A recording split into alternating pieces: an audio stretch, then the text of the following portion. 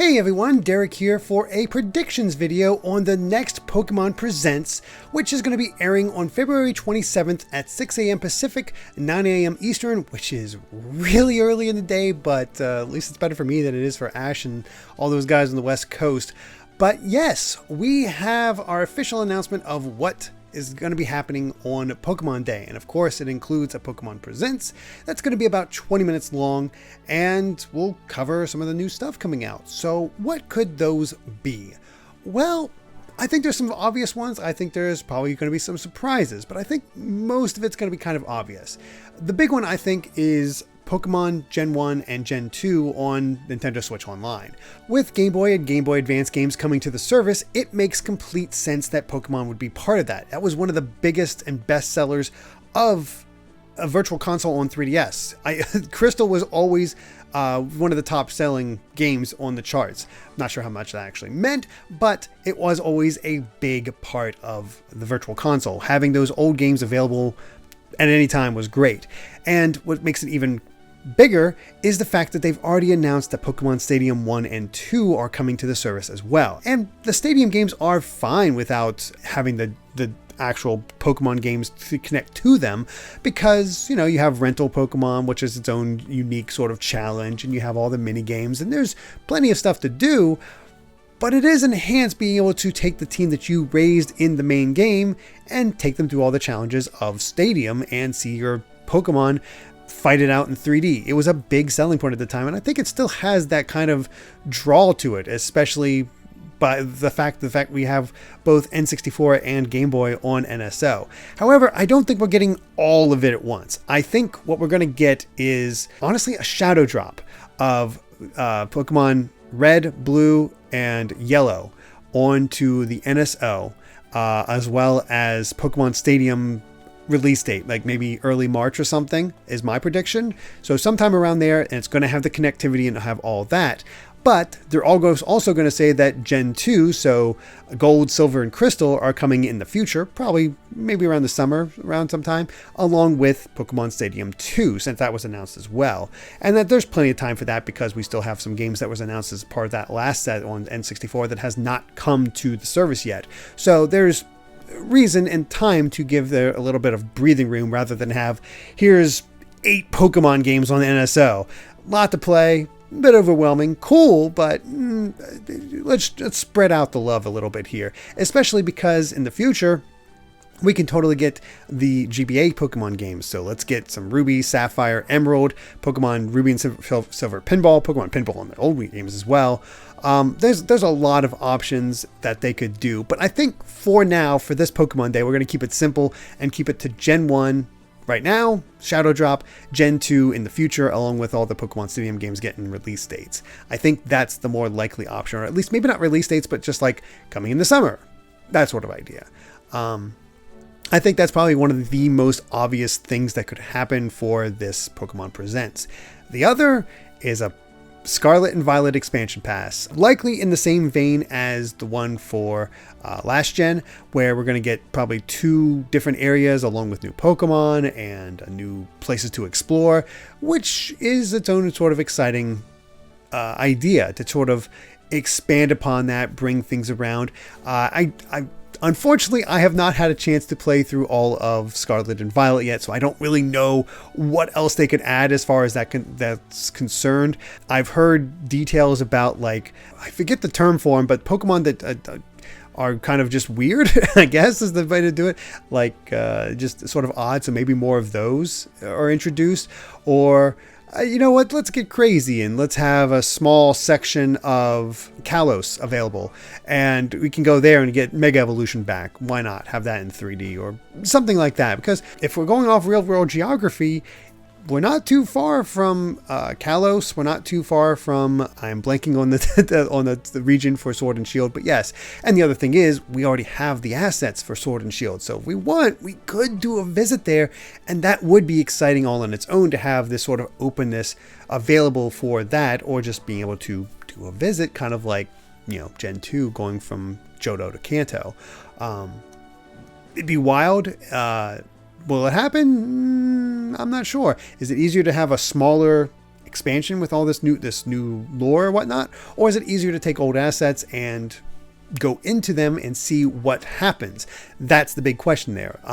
I'm not sure which way they'll go, but there is going to be expansion pass. No doubt in my mind. It's just going to happen. This is just, it's a good way to extend it out. So probably no new Pokemon game this year, but to have those expansions. Otherwise, I think it's probably going to get a small update on Pokemon Go and Pokemon Unite. We typically do. Maybe throw in one of the other mobile games in there. That's likely as well. But, nothing too major. This was only 20 minutes. This will probably be about 3 to 5 to cover that sort of stuff. I have not been keeping up with those franchises whatsoever, so I don't know what they might show. Probably new Pokemon, or hear this gen's coming, or something to that degree. It's usually what happens. So, we'll probably see something along those lines. That's sort of a nice safe bet. One thing I do think is 50-50. 60-40 on unlikely to happen. 60% unlikely to happen. But I'm still going to throw it out there anyway, because Pokemon has made it a big deal when Ash became champion, to the fact that the English Twitter spoiled it, even though it hasn't aired in the States yet. So, that's a little odd. But we know that Ash is in his final tour, and we have a brand new protagonist coming up. This might be our chance to get a look, an introduction at the new main character, get a name, we might already have a name, I'm not sure. But, get details, see what the journey is going to be about, see what's going to go on, maybe what's different, what's the same, that sort of idea. Maybe where's Ash? I don't know. I could see a lot of different things, but I feel like this might be a good opportunity to ease people into this new character, get them ready, and have a preview of what's going to happen. Is it going to happen or not? It's hard to say. Maybe. I have seen that the Japanese presentation is 25 minutes compared to the 20 minutes of the international. So perhaps that's going to be a Japanese exclusive bit of information. I'm not sure. Otherwise, I do think it's very likely we'll see a new Pokemon spin-off. What that might be, I'm not sure. It could be in a brand new genre. Could be a sequel to something we've seen in the past. I mean, a very likely one is, I'm not sure how the Pokemon Mystery Dungeon remake did, but could do another a brand new Mystery Dungeon, or could do another Mystery Dungeon. I know some of the later ones are very popular, so getting into that would be probably not a bad idea. Is just to continue to cater to that. I'm trying to think of other Pokemon spin-offs that might see. I always hope for Pokemon Conquest, but I don't think Pokemon Conquest 2 is ever going to happen. Be wild if it did, but I just don't quite see it. I mean, we could go wild and have like a Pokemon Dynasty Warriors crossover, but I kind of doubt that's going to happen. It doesn't seem quite right. But yeah, I do think we're going to get some sort of spin-off, maybe puzzle-based, maybe, Pokemon's done just about every genre that we could think of, so there's possibilities there. And yeah, I think that's sort of the main thing. I also think let's show how great and how much Pokemon has come in the time since it came, since this is our anniversary and Pokemon Day and woo, that whole thing. That might take up a bit of time. I tend to go conservative with these Pokemon events. We kind of know what the big things are going to be. It's the smaller details that fill in the gaps that throw me off and make me unsure of what we might see. And those are where the surprises are. Those are where the cool things could potentially be. Could be boring, could be new. But I still think there's potential here. And honestly, I think it's going to be a pretty good presentation. I think there's enough to really show. And they might even try to emphasize how they're going to be fixing Scarlet and Violet's issues. Although, part of me thinks they're probably not even going to acknowledge that. They're just going to keep rolling out the new stuff and try to fix it as best they can. Maybe. But yeah, there's several different ways they can go about this. And yeah, I'm trying to think of what other cool things we could see from the Pokemon Presents.